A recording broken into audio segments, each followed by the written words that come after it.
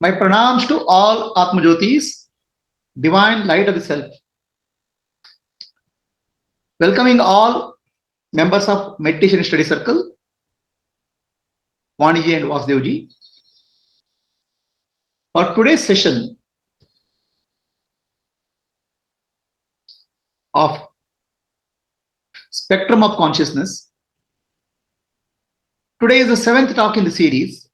I'm looking at the consciousness in various ways. Today, I'm taking Yogic Samadhi. Vedantic Samadhi I have taken some time back. So there is a lot of confusion happens when Yogic Samadhi and Vedantic Samadhi are taught together.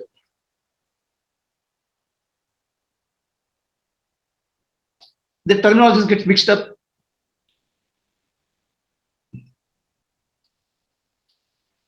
So typical understanding in yoga is the enlightenment happens when somebody attains the Nirvikalpa Samadhi, state of consciousness. In Jnana, it's Nirvikalpa Jnana, it's not Nirvikalpa Samadhi. So in Jnana Yoga path, Samadhi is useful, good for removing impressions, vasanas. But finally, liberation comes through Nirvikalpa Jnana, the clarity. So let us understand what is this Samadhi altogether. Basically, mental absorption of the mind. Mind gets absorbed in various activities. Right activity doesn't get absorbed. Right place I want to focus. No, I'm not able to study. But the same guy can sit in the focused way, watch cricket for 8 hours without getting up from his seat. So you tell this child, so please study. No, I'm not able to focus more than 10 minutes, 15 minutes. But in front of the TV, in front of cricket, looking at the cricket match, mind gets absorbed for so many hours.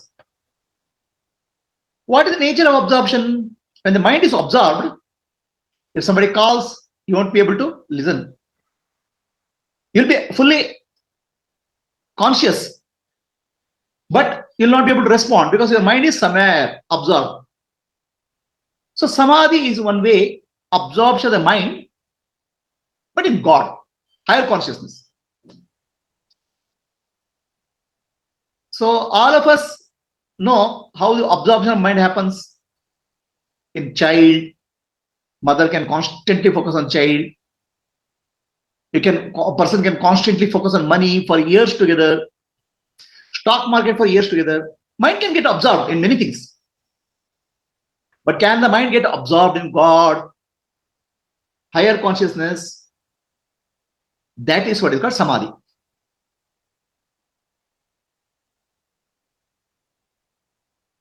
Yoga Chittavritti Nirodha. The Samadhi terms come from Yoga Shastra. Yoga Chittavritti Nirodha.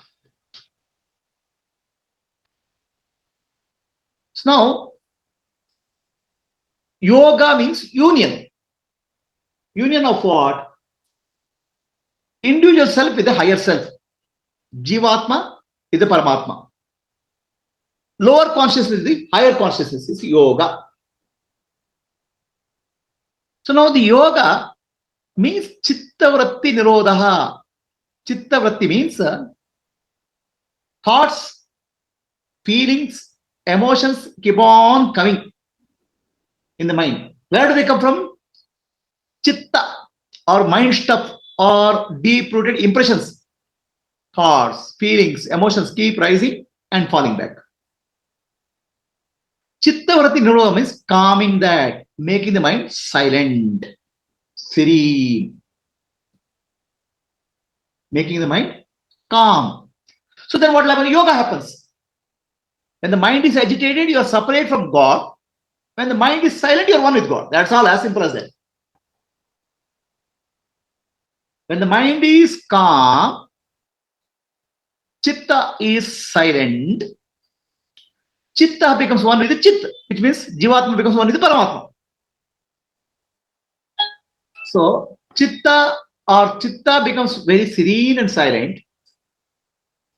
You are one with God. That's the definition of yoga. Yoga Chittavritti Nirodha.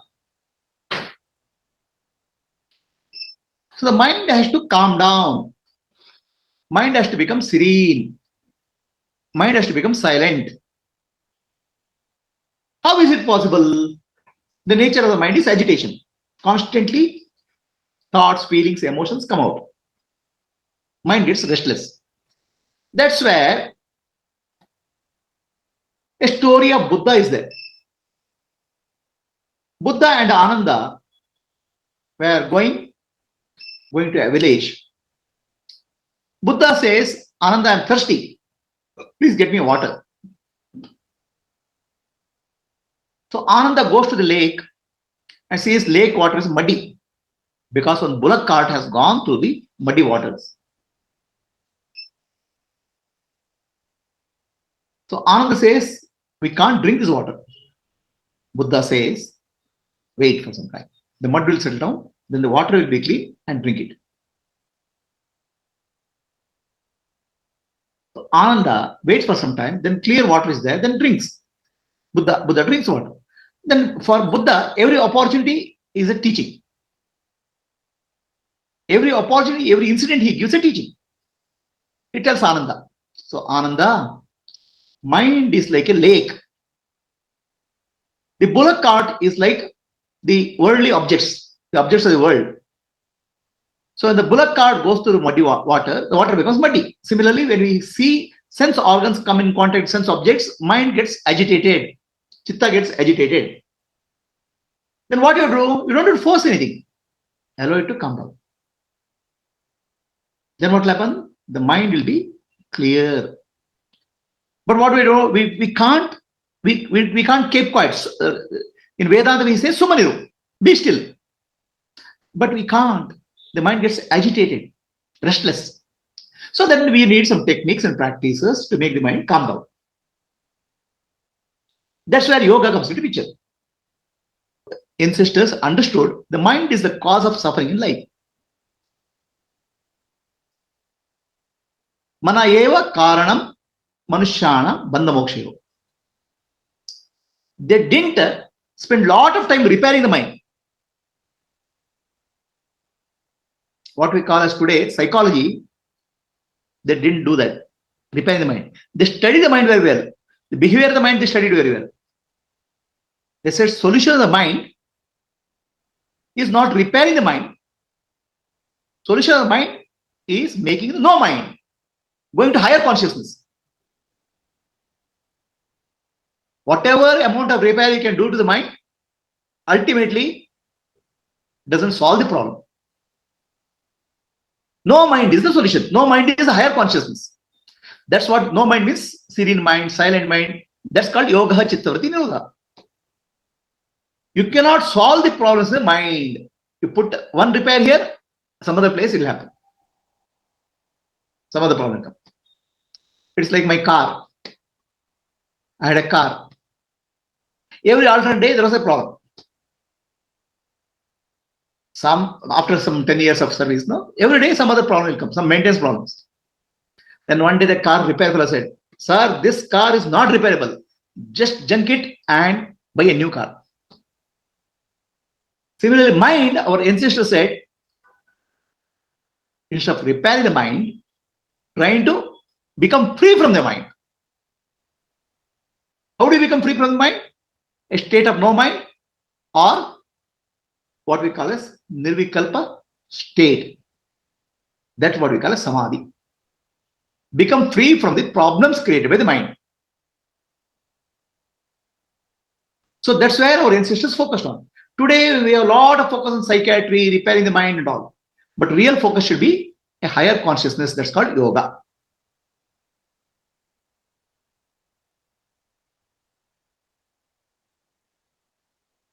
The real solution is what we call as higher consciousness rather than repairing. The mind can go into very deep unconscious state lot of state of sufferings are there. What we call as mind can get agitated, cause a lot of disturbance, and it can go into unconscious state. Can we go into higher state of consciousness?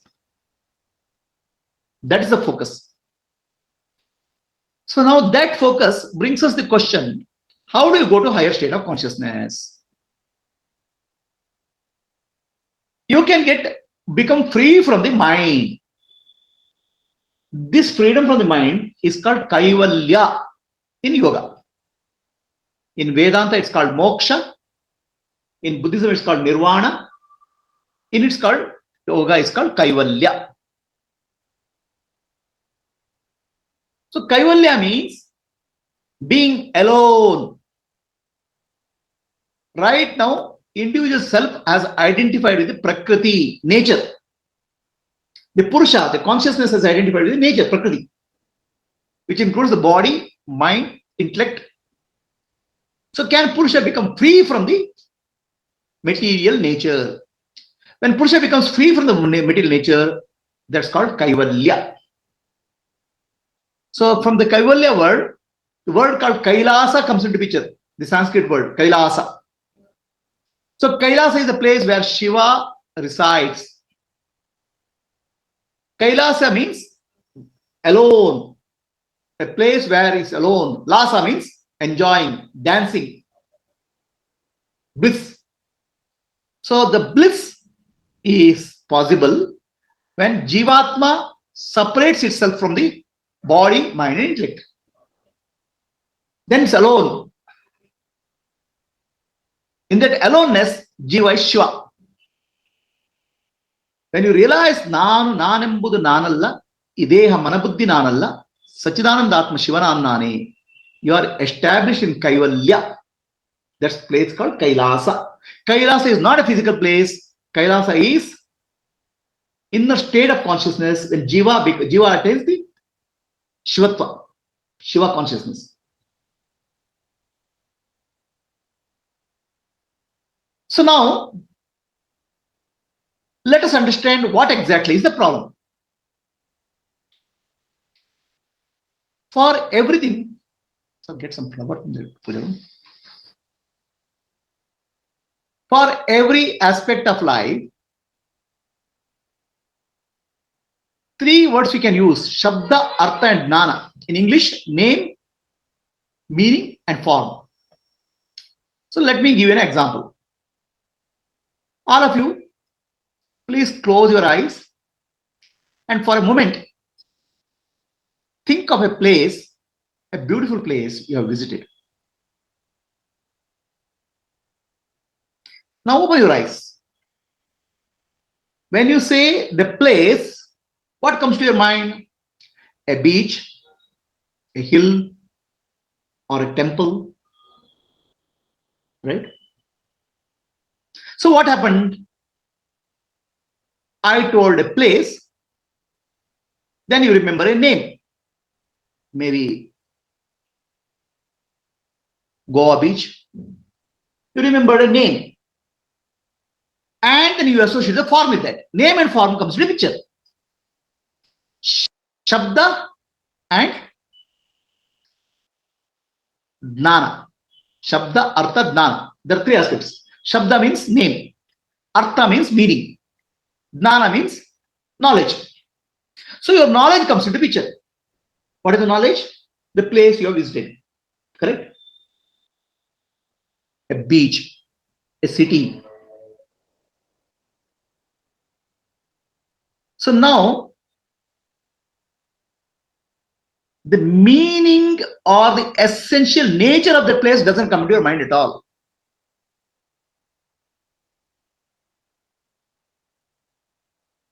We can only associate name and form. The form comes from the knowledge, memory. The moment you think of something, the name and form come together. And form is a recording in the memory. But we have never go into the essence of the form. What is there really?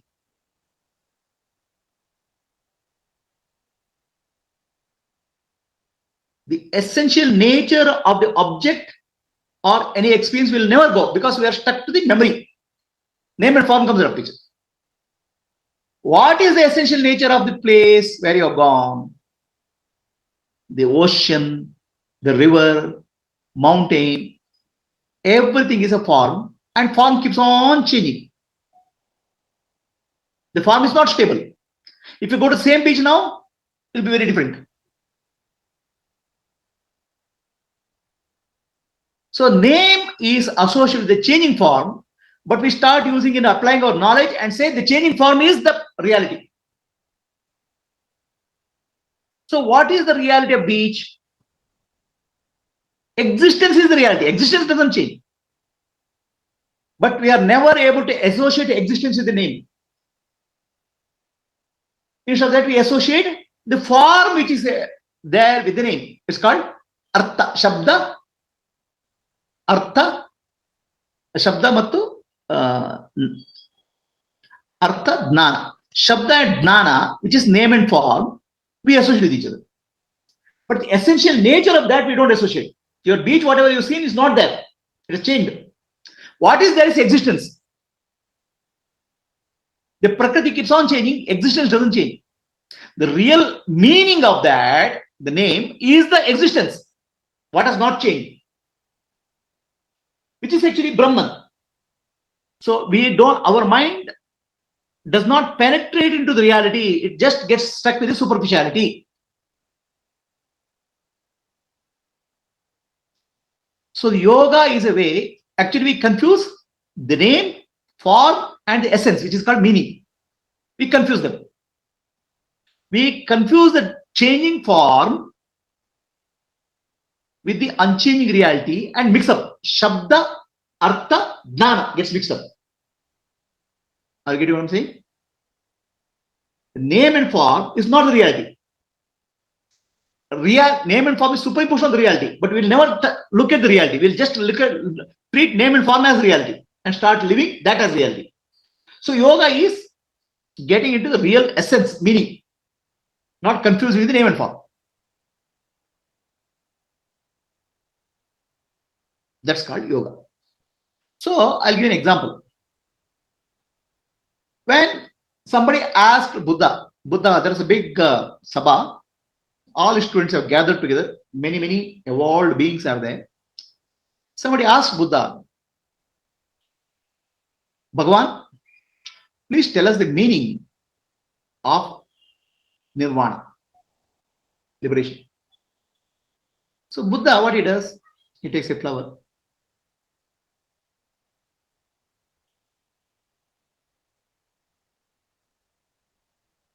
looks like this, long time. Then he calls one of his disciples and gives the flower to him. And that person receives the flower and smiles. And he is enlightened. Where communication has happened. What is the communication has happened? When Buddha looked at the flower and didn't speak a word, in silence he looked at it.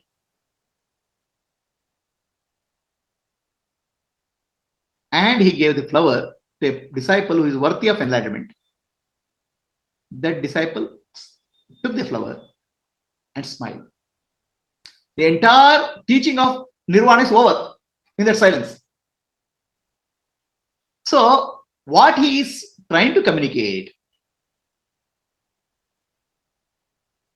all sound, all words which I try to explain something, they fall into the domain of name and form. Nama and Rupa. Basically, in yogic language, Shabda and Jnana, name and form. Both come from memory, Chitta. He looked at it in silence, in deep silence. The seer and seen, the flower and the person who is seeing it are one. Not in the form of name and form, Shabda and Jnana, but in essence. What is essence? Both are pure existence. I'm one.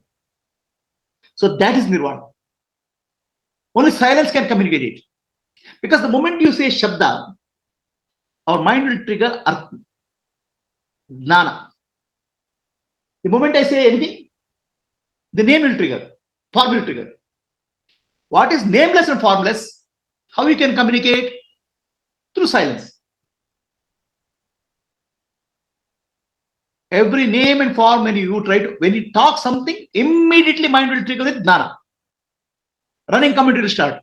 Oh, how it's possible? How it's not possible? Why it should be like that? Running commentary. So enlightened teaching is passed on in silence. That's what used to happen to in Ramana Maharshi's class. Ramana Maharshi's place. When people come and ask a question, Ramana Maharshi will sit in silence.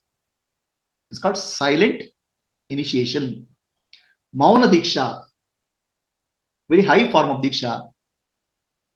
Recipients who are very evolved can get that Diksha and realize the oneness of Jivatma, Paramatma. So what has happened here? Shabda, Artha, Jnana. Artha is essence, meaning. Essence of anything is existence, pure existence. Shabda and Artha confuses us. The words and name and form. They are coming from because of sense organs and the mind. So go beyond that was the teaching of Buddha. So you understood the meaning of Shabda, Artha, Jnana? Are you able to get a clarity? Is it clear? Shabda, Artha, Jnana. I'm trying to see, these are the terminologies used in Yoga Shastra. Shabda, Artha, Jnana. Okay. The essence which is not available to sense organs, the mind, is the pure essence. That is called Artha. Let us go to another three terms which come in the yogic language. It's called Sanyama. Sanyama involves three terms called Dharana, Dhyana, Samadhi. Because I'm going to speak about Samadhi, I'm just giving some preliminary things. Sanyama.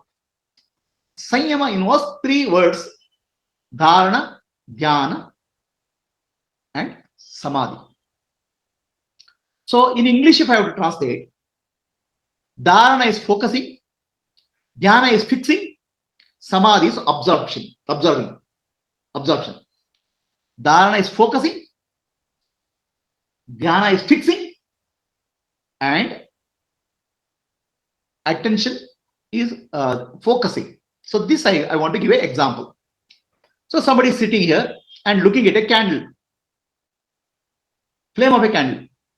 So the flame of a candle is doing dharana or focusing.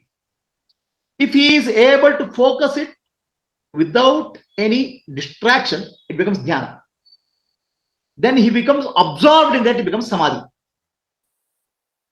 So dharana, dhyana, samadhi, I'll give an example through the candlelight. I'll give an example of Sri Ramakrishna Paramahamsa in case of dharana, dhyana, samadhi. Dharana means holding. What you hold in life?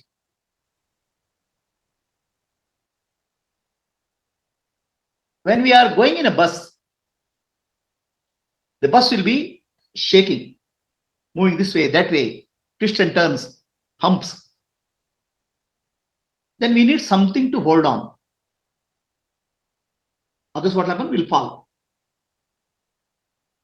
So that rod which is there, we hold on so that we don't fall.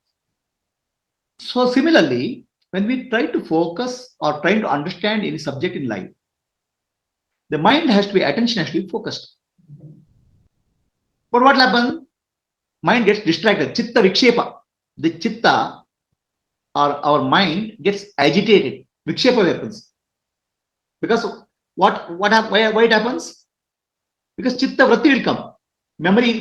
From memory, thoughts and feelings and emotions keep on rising. Uncontrolled way.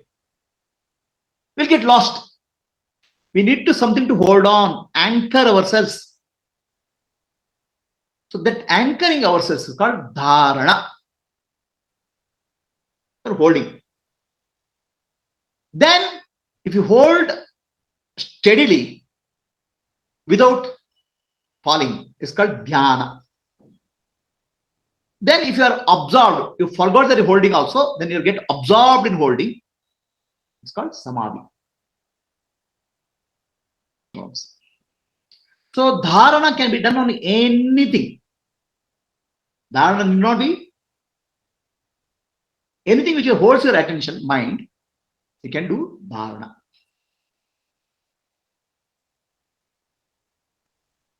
So somebody's attention can be held by dharana or money. So money holds his attention, then money becomes a dharana. That's where in our puja room, Mata Lakshmi is there. So people say, oh, your attention is going to home, money, no. Let the attention go to money, that becomes your dharana. Then let the attention go to Lakshmi Devi, and finally somewhere you reach Narayana.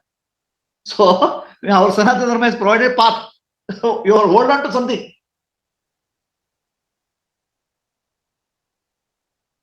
It can be a deity. It can be a mantra. Any mantra which catches your attention, which can hold Hare Krishna Maha Mantra, Harinama, anything which we can hold on so that we don't get lost in the thoughts. Others will get lost in thoughts. It can be image. It can be a mantra. It can be breath. Anything you can hold on. Please understand, dharana, holding on to something is very important. Otherwise what happens? We start drifting. So in Vedanta, Ramana Maharshi says, hold on to what? Who am I? Inquire who am I? That's holding on, dharana. That will help you to help you in not getting lost in the world of thoughts. So the moment you get lost, who am I? Come back. The moment you get lost in Hare Ram, Hare Ram, Ram Ram, Hare Hare. The moment you get lost, Om. So the mantra or deity becomes something you can hold on. Something stable is required. Shri Ram, that thought process is equivalent of dharana. Something you can hold on, which is helping you to not to get lost in the thought stream. Otherwise, you'll get lost, drifted. Mind will start drifting. Right? So I'm just generalizing. Holding on to something which will help you to not to get lost in the thought process. It can be anything. It can be body part. So I tell people, take your attention to Ajna Chakra as often as possible. Take your attention to Sahasrara as often, vibration as far as possible. So that are the places that are called anchor or holding on. By holding on, you are not getting lost in the thoughts. Okay. So now, Sri Ramakrishna Paramahamsa was doing worship of Mother Kali. Mother Kali is mother for him. See, to hold on to something, the object can be neutral object. A breath is a neutral object. Okay. Whereas Mother Kali is affectionate divine mother. You can hold on to something which attracts you. You can hold on to something which is very meaningful to you. A Omkara mantra can be meaningful to you. Harinama mantra can be meaningful to you. So then what you can hold on to that. Or you can hold on to something as mundane as breath, which is no neutral. Ultimately, the purpose of holding on is not getting drifting into. But what happens here is that when you hold on to something, that can be dhyana and samadhi. Holding on is support. Then what happens? You become steady. The mind will become steady. The mind doesn't get you to here and there. It becomes dhyana. Then finally, mind gets absorbed in what you are holding. So Ramakrishna Paramahamsa was worshipping Mother Kali. He gets so absorbed in Mother Kali that he thinks Mother Kali is his own self. So instead of putting flower on Mother Kali, he'll put on him. Instead of putting a garland on Mother Kali, he'll put on himself. So subject-object duality disappears. You are absorbed into the. So there is a subject, there is an object. In yoga, you can hold on to an object, a idol, breath, a mantra. Then you get absorbed in that object. So that's where many people experience God. So you constantly think of God, you feel you are one with the God. So now subject is gone, object alone remains. Subject is observed into object. In case of Bhakta, Bhakta is not there, Bhagavan only remains. Subject is absorbed into object. I am the subject. Mother Kali is the object of meditation. So now I am no longer there. Mother Kali alone remains. This is what approach of Bhakta. Total surrender. I am not there. God alone is there. In case of Gnani, nothing is there. All are absorbed into self. I alone exist. Pure awareness. Subject alone, pure subject alone exists. You can either, subject can merge with the object in the absorption. In case of Bhakta, that's all surrender. I'm not there. God alone is there. Or that's what happened in case of Ramakrishna. I'm not there. God alone, Mother Kali alone is there. She's there everywhere. She's in me also. She's in this body also. Put flower on his feet. This is called absorption, samadhi. It's called bhava samadhi. Or a gnani will say everything is mithya, mithya, mithya, mithya, mithya. All things are mithya. Atma alone is satya. Atma is Brahman. So everything is absorbed. All objects are absorbed into subject. Finally, non-duality in some way. Non-duality alone can give you freedom from suffering. Now, what is the meaning of samadhi? Let us understand. Samadhi word has to be split into samadhi. Samadhi means, D means buddhi, intellect. Buddhi becomes balanced. Sama means balance, equanimity. When buddhi is equanimous, there is samadhi. So now what is the role of buddhi, intellect in our life? Buddhi is an instrument for discrimination. Viveka. Right? Discrimination with dharma, adharma, viveka. Or I want to buy this car or that car, purchase decision. Somewhere all discriminations done by buddhi. Nitya, anitya, atma, anatma, all discrimination. This is okay or that's okay. Right? The choice is done by buddhi. So when buddhi is applied, intellect is applied to do atma, anatma viveka, what is self and not self. Nitya, anitya viveka, what is eternal, what is temporary, separate out. So buddhi has played a role. Then buddhi has come to a conclusion, I cannot discriminate anything further. Buddhi has complete discrimination is over. So at that point, we transcend the buddhi, because what is reality, it cannot come, at duality only you can discriminate. So then there's a transcendence. The buddhi is absorbed in the higher self consciousness. You have transcended the buddhi. Nothing more you cannot discriminate. You cannot eliminate the existence. So then I am pure existence. In that state, buddhi is transcended, intellect is transcended. That is state of samadhi, a balanced state. Others, buddhi always chooses this or that, this or that, this or that, discriminates. The final discrimination happens at nitya, anitya viveka, atma, anatma viveka. Then the buddhi gets absorbed in the higher self, because buddhi has existence. Buddhi is made up of sattva guna. Sattva guna gets absorbed in sat. That's the state of samadhi. Now, a samadhi state, the moment we speak of samadhi, always we think of some person, buried person, somebody is in the dead person, right? Oh, samadhi, what is this samadhi? Say that person is buried there. That's called samadhi. So we are not speaking of samadhi when somebody is dead. We are speaking of samadhi when person is alive.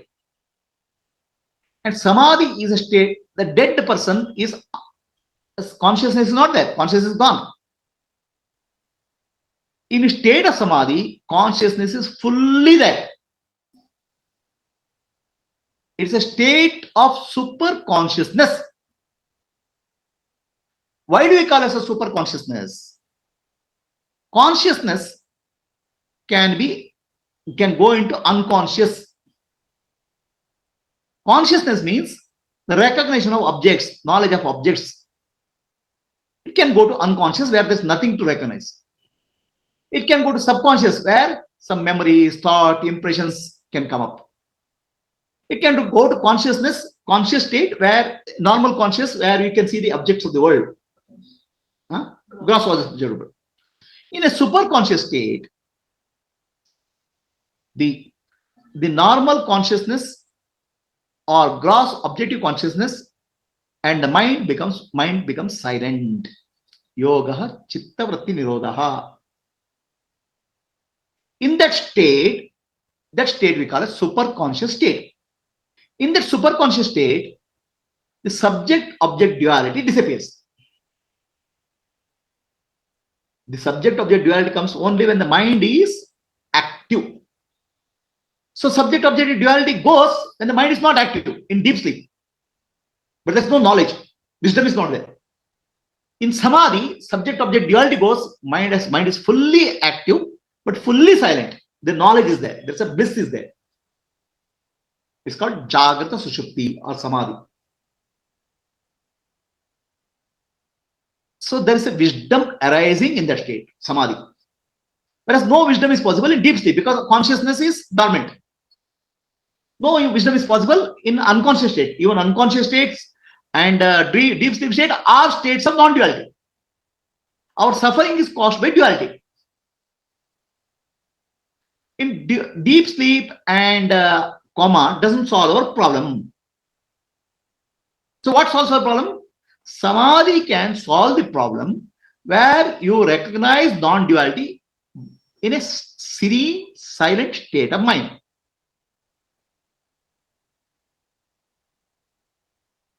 So that is called Samadhi. Samadhis are two types, Jada Samadhi and Chetana Samadhi.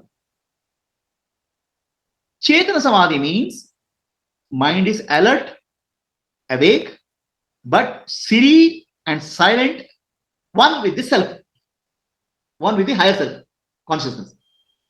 Individual consciousness has merged with the higher consciousness. How? What is mind? It is the activity of the individual consciousness. Individual consciousness acting is called mind. When the individual, there's no action, the mind is silent, individual consciousness is one with the higher consciousness, serene and silent. So that is called Samadhi or union. Samadhi is called Samadhi, balanced state of buddhi. Also it's called union.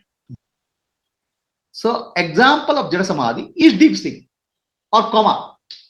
The consciousness of an object is not there. The no knowledge is possible. Right? In super conscious state, there's a wisdom which arises. The wisdom of realization. So what happens in super conscious state is there is what we call as Sanyama, Dharana, Jnana, Samadhi comes together. In that coming together, there's a complete absorption. There's a deeper knowledge of object of meditation will come to you. Or what object you are meditating. Your knowledge of an object is limited when object and subject are separate. You have to become one with the object. One example, Zen example. This old man, last 50 years of his life, last 60 years of his life, he is repairing motorcycle. Okay. Then he is retired one day. His son has started motorcycle shop. He's trying to repair. One small noise. Krr. Son, what are you doing? You are giving too much of twist to me, because he has become one with the motorcycle. So you are a small noise. The son is not able to do. He is a fresher. One small screw twist, he is able to recognize. You are one with the object. One with the object. When you become one, the real knowledge will be full knowledge. When you are separate, knowledge will not be there.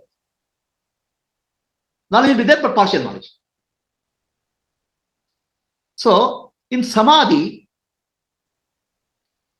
what you call Sanyama, there's a complete knowledge. So that's where Patanjali Maharshi says many siddhis are possible. Many yogic siddhis happen because of Sanyama. You can take an object of meditation. For example, if you do object of meditation, elephant. Okay, elephant is object of meditation. So what is elephant? Shabda and Artha. Shabda is Hasti, elephant. Shabda is name is elephant, and Artha, what is it? Jnana is a form. So now a yogi will constantly contemplate and meditate on elephant, but essence of elephant is strength. Strength is the essence of elephant. So when he enters into samadhi, the strength alone remains. There's no subject object. The essence of elephant is strength. So in that essence of meditation, he gets the strength of the elephant. Nobody can push him out. This is actually secrets of many siddhis is Sanyama.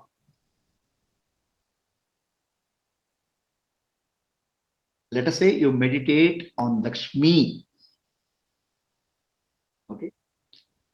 In Sanyama, Dharana, Dhyana, Samadhi, when you experience oneness with this Lakshmi, there is you and Lakshmi is not there, Divine Mother alone is there, then Dhana Siddhi will happen.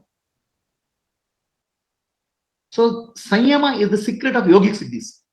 Patanjali Maharshi explains so many yogic siddhis, and what Sanyama you have to do, he explains that. Don't get into all those things, we'll go to enlightenment straight. I'm just telling the importance of Sanyama. Samadhi means super conscious state, fully aware. Samadhi means unconscious, it's not unconsciousness, it's called Chetan Samadhi. Jada Samadhi, you are unconscious. A yogi sits near a seashore and then he asks for a cup of water. The disciples goes to get a cup of water from the nearby village. By the time he comes back, there's rain and yogi is buried. They dig up the place. 7 days later, they pull the yogi out. Yogi is in deep samadhi. Then he opens his eyes. Where is my glass of water? There's no jnana is possible. Ramakrishna Paramahamsa enters into samadhi. Ramakrishna Paramahamsa, before going to samadhi, his name is Gadadhara. He enters into samadhi, then he wakes up as Paramahamsa. The wisdom is there, tremendous wisdom.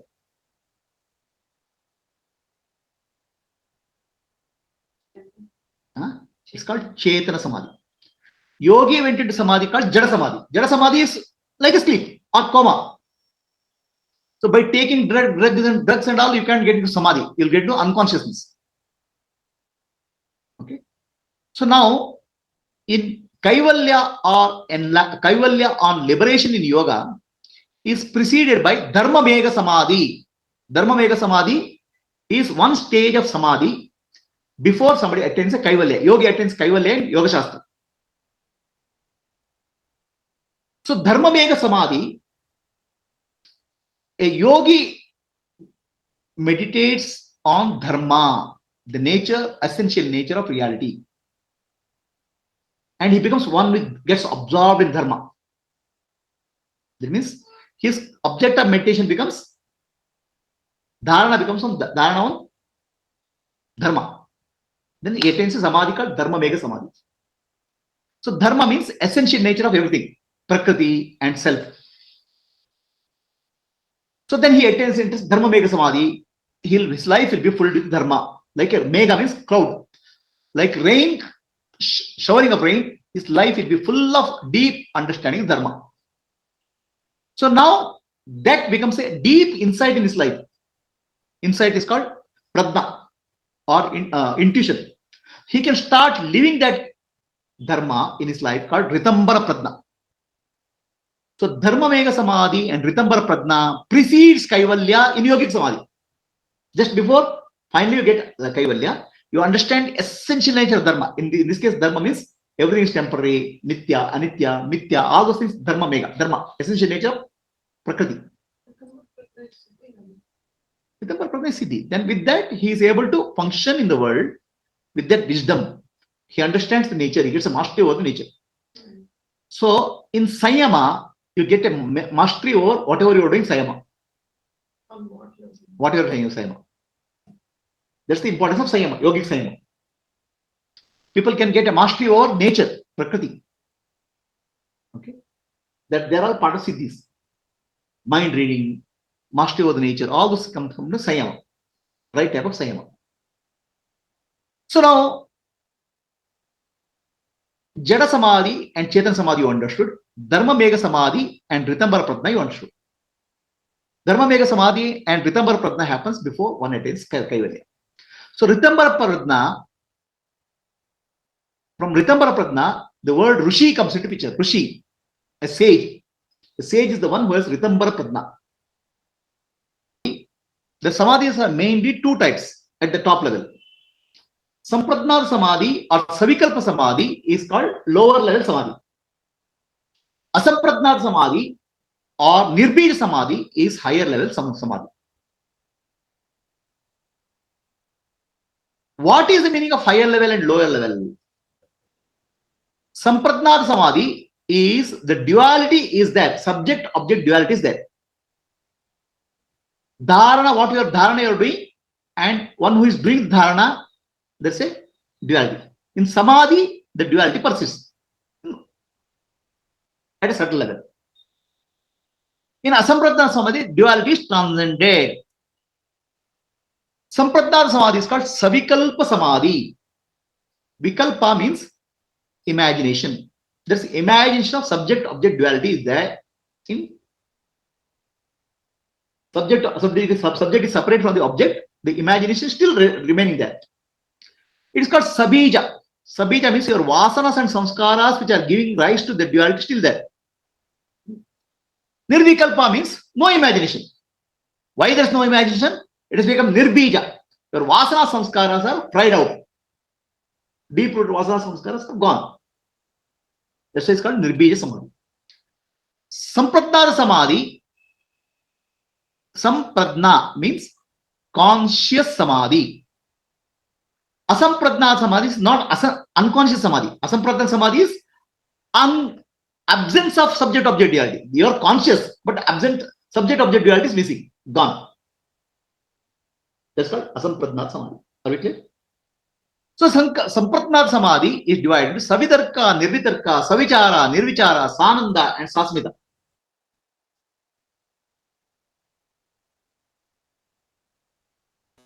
So 6 types of Samadhi. I'll explain what is the meaning, how does it work.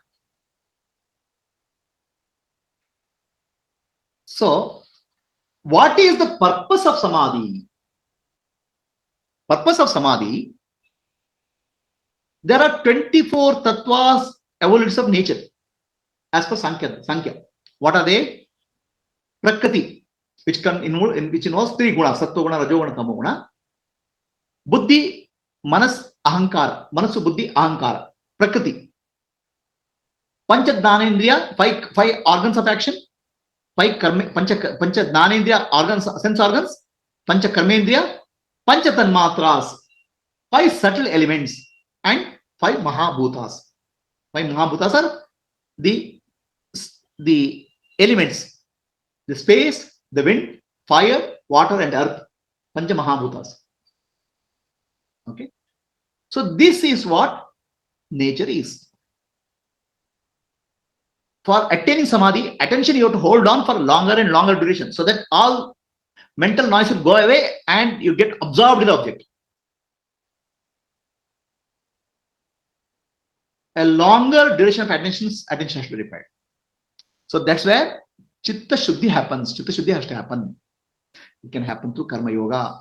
You do a job, focus, focus, focus. Gradually, Chitta gets purified. Chitta Ekagrata.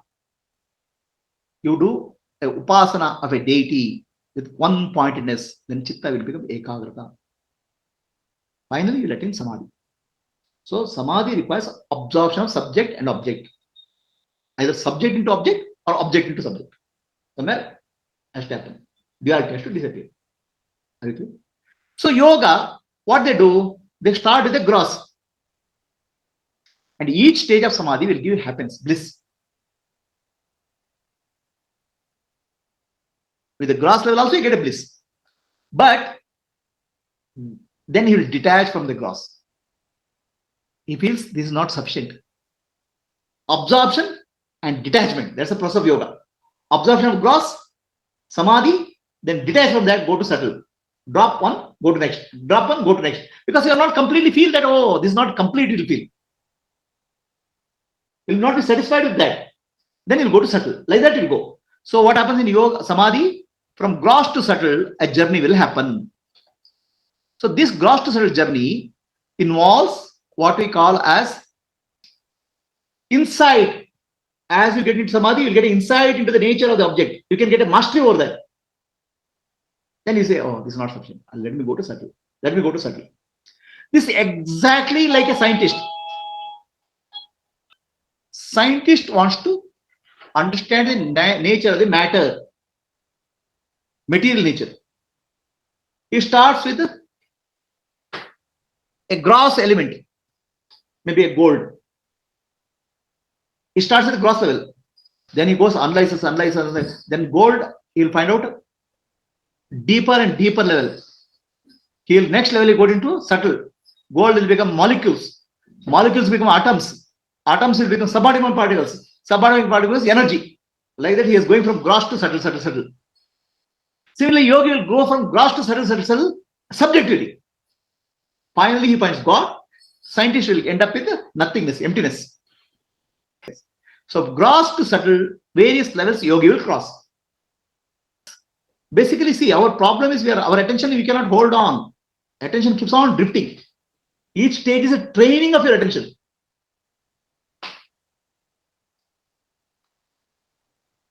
That's what our temples are. That's what our deities are. That's what our mantras are. That's what our pujas are. Rituals, don't neglect them. Ignore them. Rituals are a way so that at least 1 hour you can sit with attention focused on God. Gross level. If you cannot do it outer level, how you will go inner level? Upasana outside, Upasana internally, like that will happen. Karma yoga outside, then it becomes internal, breath observation, Kriya yoga, like that gross to subtle, we keep on moving.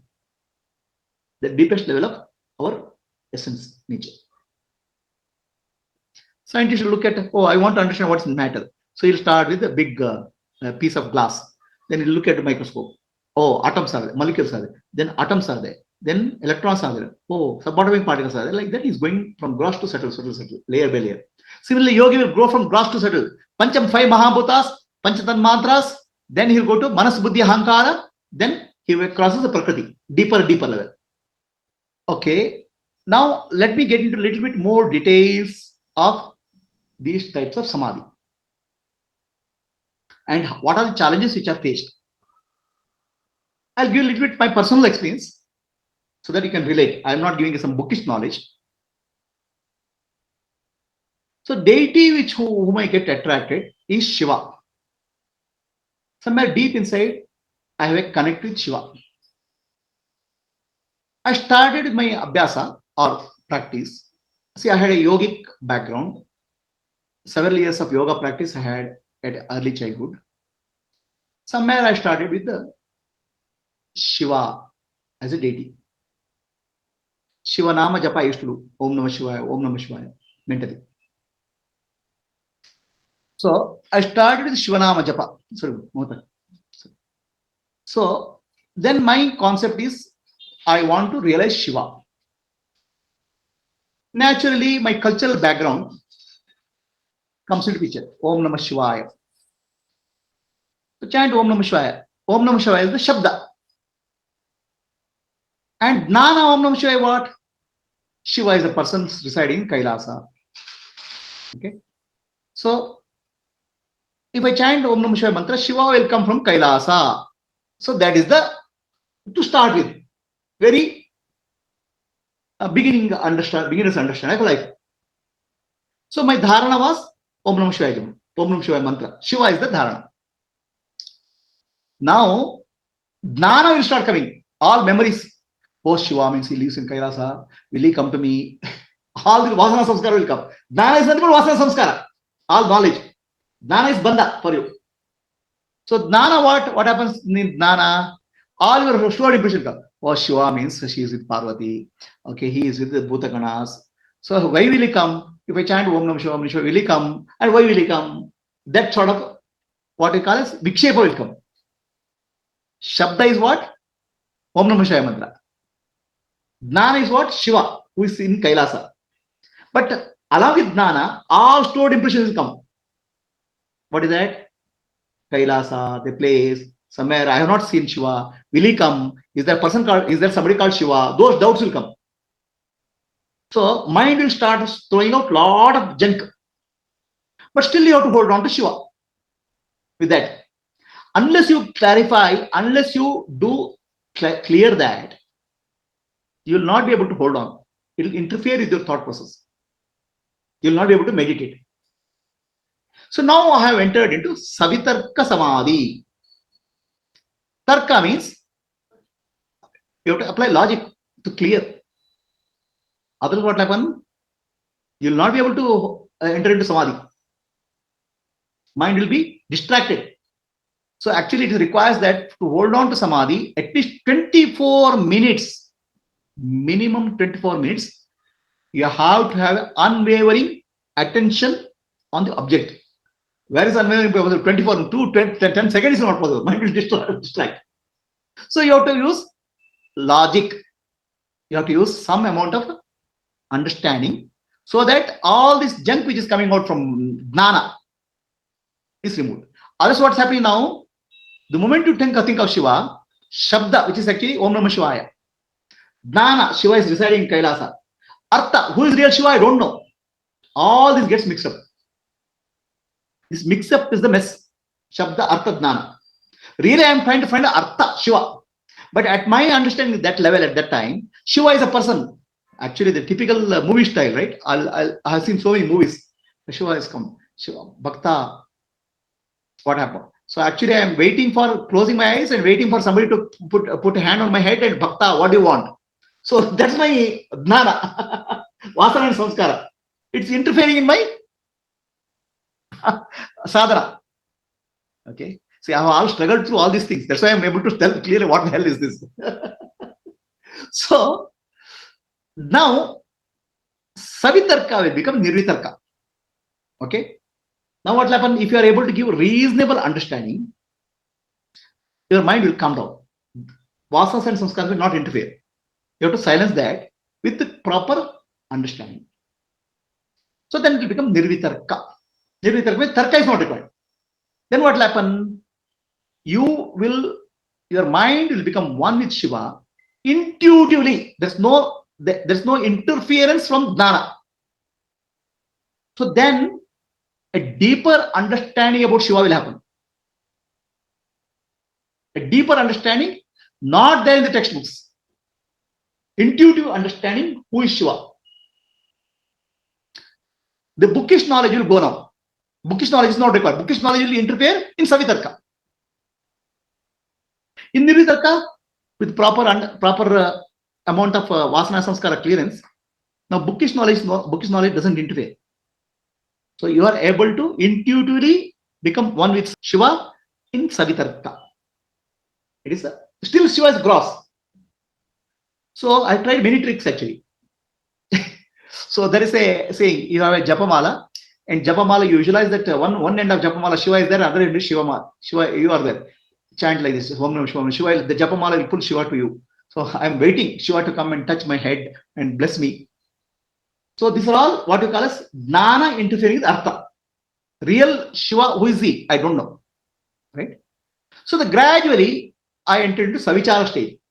from grosser aspect of Shiva to a subtler aspect of Shiva. Then I thought, oh, this doesn't work. From Kailasa Shiva Vankar. So Shiva must be the meaning of Shiva, Artha of Shiva. The word called Shiva, the Artha should be something else. I have mistaken the Artha. I have only mistaken the Artha. I am taking the Artha only from Puranas and Ityasas. Real meaning of Shiva is what? That's what I started thinking. Are you getting what I'm saying? I am trying to analyze Artha. I am trying to remove the Jnana, cultural conditioning by Jnana. So then it hit me. Oh, Shiva means detachment, Vairagya. Shiva means clarity. Shiva means peace. Okay. This is the next level of understanding. Now, from a gross Samadhi, I have gone to Savichara Samadhi. It's subtle Samadhi. From grosser form of Shiva to subtle form of Shiva, Savichara. Subtle form of Shiva now is no longer in Kailasa. Subtle form of Shiva is a little bit Vairagya is in me also. Little bit Jnana is in me also. Little bit peace is in me also. That way, Shiva is reflected in my mind. That's how I went to the next stage, Savichara Samadhi. So now things are a little bit better. In the first level, it was very difficult. The mind was coming and saying, why will come a Shiva requires a big bhakta? Ravana himself had to go there. So like that, all stories will come.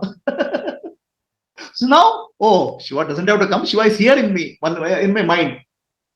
Vairagya is there, but not as much as Shiva. Little bit is there. It's okay, good enough. But somewhere Shiva is there. So that's went to Savichara. Okay. So now what happened? Then it becomes Nirvichara. Savichara also it will be initially there will be interference. What's the real meaning of Shiva? Okay. Or is it just Vairagya? Shiva has supernatural powers, has third eye, all those concepts will come. So gradually it becomes Nirvichara. Means you have an intuitive understanding without interference of the Jnana. The Artha becomes much more clearer. Essential meaning becomes clear. Now it becomes more intuitive.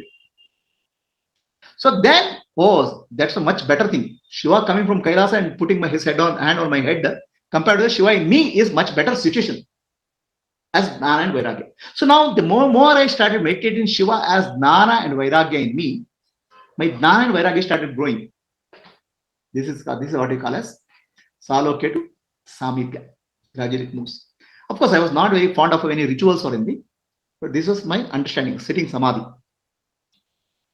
Then gradually mind becomes so subtle, then you experience Ananda. There's a bliss. The bliss will happen when you move into Shuddha Sattva Guna. The bliss of Sattva Guna. Sattva Guna is blissful. From Rajas and Tamas will create a lot of disturbance. When you go to Sattva, mind will become very calm and peaceful and serene. Sananda Samadhi, you start experiencing a lot of bliss. It's very joyful. Now Shiva has become bliss in me. But the problem is bliss is, the moment I open my eyes, bliss is gone. I want Shiva permanently. How is it possible? So Sananda Samadhi also, each level of Samadhi is dissatisfactory, not satisfactory. But you start from a gross and go to subtle and subtle. Sananda you come. Okay. So at some level, it goes into Sasmita Samadhi. Asmita means I amness. Now you have gone little bit higher than just Sattva. You have gone to I amness, existence. In that existence level, there's Asmita is there. I am. Then I started recognizing I am in everybody. Everything is I am. Every human being is I am. Shiva is everywhere, not just in me, he is everywhere. It's called Saguna. So now the situation is much better. There's some peace of Ananda, of Sananda. There is love of Asmita. I am. Here the body has separated out. Body and mind has separated out from I am. I am is there in everybody. I am is universal. In that sense, you start feeling expansion state of consciousness. Okay. So this is the 4 stages of Savitarka, Nirvitarka, Savichara, Nirvichara, Sananda, Sasmita. Then finally, now there's a craving. This temporary samadhis won't work. I want permanent, eternal. So then I realized the mind is changing, the body is changing. Shiva cannot be permanently housed there. What is change? Not changing is Sakshi, Atma. So if Atma is Shiva, then I'm in a much better, safer place. He can't go and come. So that's where I understood. Nanembudu, Nanalla, Ideha, Manabuddhi, Nanalla, Sachidanandatma, Shivanamnani, Shivoham. Now, Shiva cannot run away because he's my Atma. Other Shiva will come during Samadhi and go. So that's where Asampradnat Samadhi, Nirvikalpa Samadhi, there's no subject-object duality. Nirbija. Now, subject-object is not the body level. Subject-object is the consciousness. Consciousness, my consciousness and Shiva consciousness. They're one. So that becomes Nirbija. Then Vasana Samskara, other Vasana Samskara, whatever disturbing earlier will go. It will not effective. Shiva coming from Purana, Shiva sitting in Kailasa, Shiva doing this, that, everything is gone. So now everything picture starts setting in. So I've just given a personal example, not that I have great, I'm just giving you an example for you make it to understand. I'm not taking a textbook from bookish knowledge. So this is the struggle I went through to come to the one line conclusion. Nanu nanempudu nanalla ideha manabuddhi nanalla sachidanandatma shivanamna. That's not a slogan. It has gone through a lot of intense struggle. So this is called Nirvikalpa Samadhi. So another way of saying it, in Savitarka or Savitarka Samadhi, you are closer to God, but still the God is an object, separate. Then you have some doubts also. As Vasana and Samskara goes, the doubts will start coming down. Savichara, doubts and Vasanas and Samskaras will come down. Sananda, more bliss is there. Sasmita, more oneness is there. And Asampradnata, there's no duality. Transcendence is there. So in case of Raja Yogi, typically Raja Yogi, he focuses on breath and prana. So the prana becomes prana in 6 level chakras. Adna chakra and Sahasrara becomes his dharana. As he does dharana, the breath becomes subtle. The subtle becomes breath is prana. Subtle prana is nothing but mind.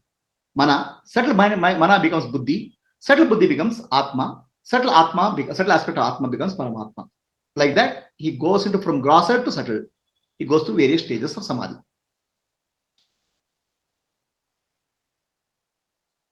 Asatoma Sadgamaya Tamasoma Jyotirgamaya Mrityorma Amritam Gamaya Om Shanti Shanti Shanti Nanembudu Nanalla Ideha Manabuddhi Nanalla Sachidanandatma Shivananani Shivoham Shivoham Shivoham Atmadarshanam Brahmadarshanam Brahmadarshanam Satyadarshanam Antarjyoti Bahirjyoti Pratyak Jyoti Paratpara Jyotireva Jyoti Swayam Jyoti Atma Jyoti Shivosmiham.